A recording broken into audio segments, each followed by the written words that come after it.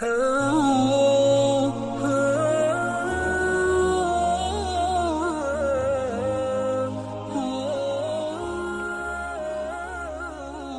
হামদুলিল্লাহি নাহমাদুহু ওয়া নুসাল্লি আলা রাসূলিহিল কারীম, আম্মা বাদ। সম্মানিত দর্শক, আসসালামু আলাইকুম ওয়া রাহমাতুল্লাহ। আজকের আলোচনা সূরা সফে রয়েছে মুসলিম বাহিনীর সামরিক শিক্ষা। সূরাটি কোরআনুল কারীমের 61 নম্বর সূরা এবং এর আয়াত 14টি। সূরাটির অর্থ সফ অর্থাৎ সারিবদ্ধ সেনাদল, মুসলিম সেনাবাহিনী। অত্র সূরাটি মুসলিম সেনাবাহিনীর সামরিক শিক্ষার জন্য 4টি পর্যায়ে ভাগ করে আলোচনা করা যায়। 1 নম্বর বিষয় মুসলিম সেনাবাহিনীর শৃঙ্খলা শিক্ষা। 2 নম্বর বিষয় মুসলিম সেনাবাহিনীর শত্রু চিহ্নিতকরণ। 3 নম্বর বিষয় মুসলিম সেনাবাহিনীর করণীয় কি। 4 নম্বর বিষয় মুসলিম সেনাবাহিনীর জন্য আল্লাহর অনুগ্রহে বিজয়। আমরা প্রথম পর্যায়ে আলোচনা করব মুসলিম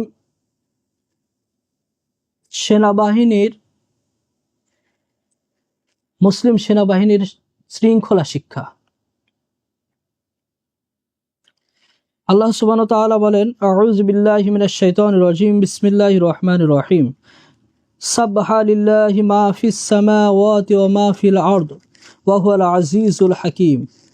ইয়া আইয়ুহাল্লাযীনা আমানু লিমা তাকুলুনা মা লা তাফআলুন কাবুরা মাকতান ইনদাল্লাহি আন তাকুলু মা লা তাফআলুন ইন্নাল্লাহা ইউহিব্বুল্লাযীনা ইউকাতিলুনা ফী সাবিলিহি সাফফান কাআন্নাহুম বুনয়ানুম মারসুস। অর্থাৎ সূরা সফের 1 থেকে 4 নম্বর আয়াতে আল্লাহ সুবহানাহু ওয়া তাআলা মুসলিম সেনাবাহিনীর শৃঙ্খলা শিক্ষা দিচ্ছেন। শৃঙ্খলা শিক্ষার প্রথমেই আল্লাহ সুবহানাহু ওয়া তাআলা পবিত্রতা ঘোষণা করছেন এবং শৃঙ্খলার সঙ্গে আল্লাহ সুবহানাহু ওয়া তাআলা সকল সৃষ্টি আল্লাহ তাআলার পবিত্রতা ঘোষণা করেন। এই বিষয়টা আল্লাহ সুবহানাহু ওয়া তাআলা উল্লেখ করছেন। সুবহানাল্লাহ। আল্লাহ সুবহানাহু ওয়া তাআলা বলেন, সাবহা লিল্লাহি মা ফিস সামাওয়াতি ওয়া মা ফিল আরদ। আসমান ও জমিনের মধ্যে যা কিছু আছে সকল কিছুই মহান আল্লাহর তাসবিহ বর্ণনা করেন। সুবহানাল্লাহ।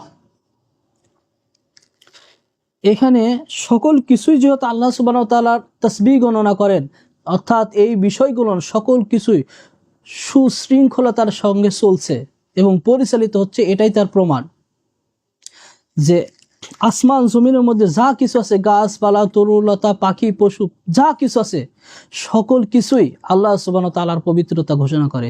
আর সকল কিছুই একত্রিত আল্লাহ তাআলার পবিত্রতা ঘোষণা করার মানেই হচ্ছে এই সকল কিছুই চলছে সুশৃঙ্খলভাবে। সুবহানাল্লাহ। আর সেই শৃঙ্খলতাই আল্লাহ তাআলা সর্বপ্রথম শিক্ষা দিচ্ছে, যেহেতু যা কিছু আছে আসমান জমিনের মধ্যে সকল কিছুই শৃঙ্খলতার মধ্যে চলাচল করে, সেহেতু যে সফ অর্থাৎ সারিবদ্ধ সেনাদল বা মুসলিম সেনাবাহিনী, এদের শৃঙ্খলতা শিক্ষা লাগবে সর্বপ্রথম। তাছাড়া আল্লাহ সুবহানাহু ওয়া তাআলা বলেন, ওয়া হুয়াল আজিজুল হাকীম। কেন এই শৃঙ্খলতা? আল্লাহ সুবহানাহু ওয়া তাআলা শিক্ষা দিচ্ছেন এবং আল্লাহ সুবহানাহু ওয়া তাআলা শিক্ষা যে চূড়ান্ত শিক্ষা, সেই বিষয়টা আল্লাহ তাআলা উল্লেখ করছেন যে কেন ওয়া হুয়াল আজিজুল হাকীম, তিনি পরাক্রমশালী। শুধু পরাক্রমশালী তা নয়, বরঞ্চ সকল বিষয় তিনি প্রজ্ঞা সম্পন্ন, সকল বিষয় তার জ্ঞান আছে। সুতরাং তিনি সুষ্ঠুভাবে সুশৃঙ্খলভাবে গোটা বিশ্ব পরিচালনা করছেন। সেজন্য মুসলিম সেনাবাহিনীর জন্য একমাত্র আল্লাহ সুবহানাহু ওয়া তাআলাই শৃঙ্খলতার শিক্ষা, সুশৃঙ্খল সেনাবাহিনীর সুশৃঙ্খল শিক্ষা দিতে পারেন। যেভাবে সুশৃঙ্খলতার সঙ্গে সেনাবাহিনী চলতে পারবে, এই শিক্ষা একমাত্র আল্লাহ সুবহানাহু ওয়া তাআলাই দিতে পারেন, কারণ তিনি হচ্ছে পরাক্রমশালী এবং প্রজ্ঞাময়। পরে আল্লাহ সুবহানাহু ওয়া তাআলা বলেন, ইয়া আইয়ুহাল্লাযীনা আমানু লিমা তাকুলুনা মা লা তাফআলুন কাবুরা মাকতান ইনদাল্লাহি আন তাকুলু মা লা তাফআলুন। এখানে আল্লাহ সুবহানাহু ওয়া তাআলা মুমিনদেরকে ডাক দিয়ে বলছেন, হে মুমিন, যারা তোমরা আল্লাহকে বিশ্বাসী, রসুলকে বিশ্বাস করার দাবি করো, তাদেরকে আমি বলছি যারা তোমরা তোমাদের কথা এবং কাজে মিল রাখবে। মুসলিম সেনাবাহিনীর মূল চিন্তাই থাকবে তাদের কথা এবং কাজে মিল থাকা এবং শৃঙ্খলতার সাথে এই বাহিনীকে পরিচালনা করা। যদি কথা এবং কাজে মিল না থাকে এবং তাদের ওয়াদার কোনো মূল্য না থাকে, তাহলে সেই বিষয়টা কখনোই শৃঙ্খলতার মধ্যে আসবে না। সুতরাং মুসলিমদের যে কমান্ড থাকবে, যে কমান্ডার থাকবে, সেই কমান্ডার যেইভাবে তাদেরকে বলবে কোরআন সুন্নাহ অনুযায়ী, ঠিক সেইভাবেই তাদেরকে পরিচালিত হতে হবে। এবং কোনো সেনাবাহিনী যদি কোনো সৈনিকরা কোনো কাজে যায় বা কোনো জায়গায় ছুটিতে যায় বা কোনো জরুরি প্রয়োজনে যায়, তো অবশ্যই তাদের যে কমান্ডার আছে বা আমির আছে, সেই বিষয়ে অবশ্যই তাকে অবগত করতে হবে। আর এই ক্ষেত্রে কখনোই তাদের কথা এবং কাজে অমিল করা যাবে না। এখানে দুইটা বিষয় আসে। একটা আছে যে সেই সময়কার সাহাবীরা, এই সূরাটি যে বিষয়ে নাজিল হয়েছিল সেই বিষয়টা ছিল এমন যে তৎকালীন সময়কার সাহাবীরা, আল্লাহ রাসূল সাল্লাল্লাহু আলাইহি ওয়াসাল্লামের সাহাবীগণ চিন্তা করছিল। আব্দুল্লাহ ইবনে সালাম রাদিয়াল্লাহু আনহু বলেন যে আমরা পরস্পর আলোচনা করছিলাম, চিন্তা করছিলাম যে আল্লাহ তাআলার কাছে কোন আমলটা সবচেয়ে বেশি প্রিয়। ওই আমলটা যদি আমরা জেনে যাই সবচেয়ে বেশি প্রিয় আমল কোনটা, তাহলে সেই আমলটাই আমরা করব এবং মনোযোগ দিয়ে, যদিও আমাদের জন্য তা কষ্টকর হয়ে যায়। ইবনে কাসির রহিমাহুল্লাহ হাদিসটি উল্লেখ করে বলেন, তো তারপরে আল্লাহ রাসূল সাল্লাল্লাহু আলাইহি সাল্লাম তার একটি দূতের মাধ্যমে সেই দলকে নিয়ে গেলেন আল্লাহ রসুলের কাছে। নিয়ে যাওয়ার পর তাদেরকে এক এক করে এই সূরা সফ পড়ে শোনালেন। সুবহানাল্লাহ। অর্থাৎ মুমিন যারা যে সকল মুমিনরা যারা চিন্তা করেছিল, বারবার বলতেছিল যে একটা ভালো আমল, সবচেয়ে আল্লাহ তাআলার কাছে গ্রহণযোগ্য যদি একটা আমল থাকতো, সেই আমলটাই আমরা করতাম, যদিও আমাদের জন্য কষ্টকর হতো। সে আমলটা আল্লাহ তাআলা শিক্ষা দিচ্ছেন যে কোন আমল, সাহাবীরা যে এত আকাঙ্ক্ষিত হয়ে আছে কোন আমলটা করলে আল্লাহ সবচেয়ে বেশি খুশি হয়, সেই বিষয়টা আল্লাহ সুবহানাহু ওয়া তাআলা জানিয়ে দিয়েছেন। সেটা হচ্ছে আল্লাহ সুবহানাহু ওয়া তাআলা বলেন, ইন্নাল্লাহা ইউহিব্বুল্লাযীনা ইউকাতিলুনা ফী সাবিলিহি সাফফান কাআন্নাহুম বুনিয়ানুম মারসুস। সেটা হচ্ছে আল্লাহ তাআলা বলছেন, নিশ্চয়ই আল্লাহ তাদেরকে ভালোবাসেন যারা আল্লাহর পথে সুদীর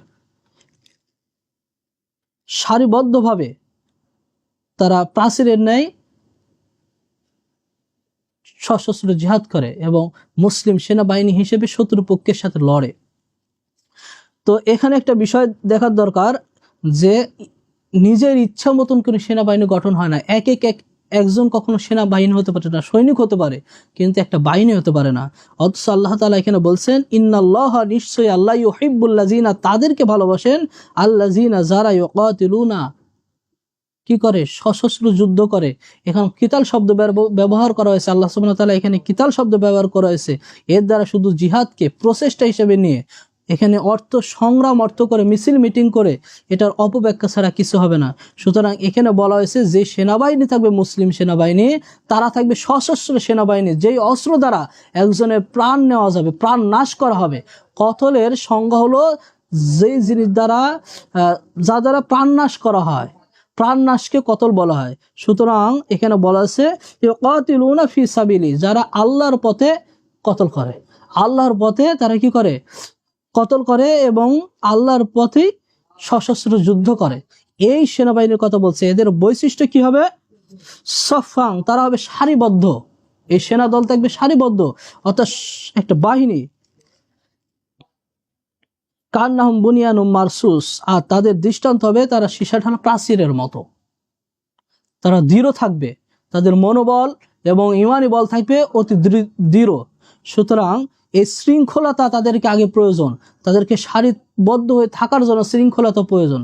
যদি তারা শৃঙ্খলতা সম্পর্কে না জানে, যদি তারা শৃঙ্খল সাথে না থাকতে পারে, তাহলে এই মুসলিম সেনাবাহিনী কখনো সারিবদ্ধভাবে থাকতে পারবে না এবং তাদের মধ্যে সে দৃঢ়তাও থাকবে না।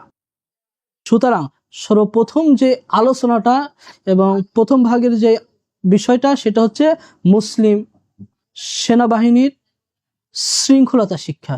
সুতরাং সূরা সফের 1 থেকে 4 নম্বর আয়াতে মুসলিমদেরকে আল্লাহ সুবহানাহু ওয়া তাআলা শৃঙ্খলতার শিক্ষা দিচ্ছেন। আগামী এই শৃঙ্খলতা বিষয়টা নিয়ে আমাদেরকে আরো ভাবতে হবে এবং এই বিষয়টা নিয়ে অবশ্যই আমাদেরকে আনুগত্যে দৃঢ় থাকতে হবে, যেন আমরা মুসলিমরা কখনোই একে অপরের সাথে বিচ্ছিন্ন না হই এবং শৃঙ্খলাবদ্ধ হিসেবে থাকতে পারি। আর একটা বিষয় হচ্ছে এখানে বলছে ফি সাবিলিহি, এখানে ফি সাবিলিহি বা ফি সাবিলিল্লাহ, আল্লাহর পথ।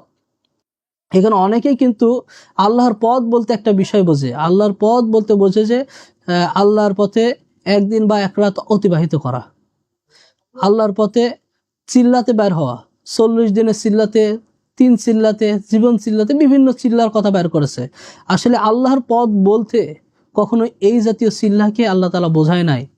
এবং 4 ইমামের, ইমাম আবু হানিফা রহিমাহুল্লাহ, ইমাম মালিক রহিমাহুল্লাহ, ইমাম শাফি রহিমাহুল্লাহ এবং ইমাম হাম্বল রহিমাহুল্লাহ, 4 ইমামের একই মত যে ফি সাবিলিল্লাহ অর্থ আল্লাহর পথ বলতে শুধুমাত্র জিহাদকে বোঝায়, যা আল্লাহ তাআলার পথে সশস্ত্র জিহাদ করাকে বোঝায়। আর ইমাম আহমদ ইবনে হাম্বল রহিমাহুল্লাহ বলছেন যে এটা আল্লাহর পথ বলতে জিহাদ, ফি সাবিলিল্লাহ বলতে আল্লাহর পথ বলতে যুদ্ধ বোঝায় এবং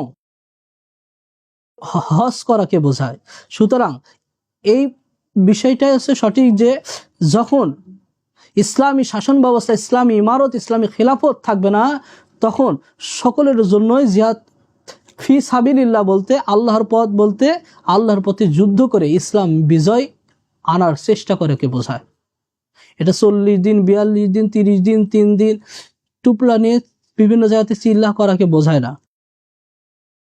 আর যখন ইসলামী খেলাফত প্রতিষ্ঠিত হবে, ইসলামী ইমারত প্রতিষ্ঠিত হবে, তখন সেই ইমারত বা খেলাফতের অধীনের মুসলিমদেরকে হজে যাওয়ার জন্য যে পথটা অতিক্রম করা হয় সেটাকে বলে ফি সাবিলিল্লাহ, অর্থাৎ হজে যাওয়ার পথকে। সুতরাং এই দুইটা বিষয় আনা হবে এবং এটার প্রেক্ষাপট অনুযায়ী এই দুইটা ব্যাখ্যা ব্যবহার করতে হবে। তা ব্যতীত অন্য কোনো অপব্যাখ্যা ব্যবহার করা যাবে না। আল্লাহ সুবহানাহু ওয়া তাআলা সেই বিষয়গুলো আমাদেরকে বুঝে আমল করার তৌফিক দান করুন। আল্লাহুম্মা আমিন। আগামী পর্বে আসছে যে মুসলিম সেনাবাহিনীর শত্রুকে চিহ্নিতকরণ, এ সম্পর্কে আগামীতে আলোচনা করা হবে ইনশাআল্লাহ। আসসালামু আলাইকুম ওয়া রাহমাতুল্লাহ।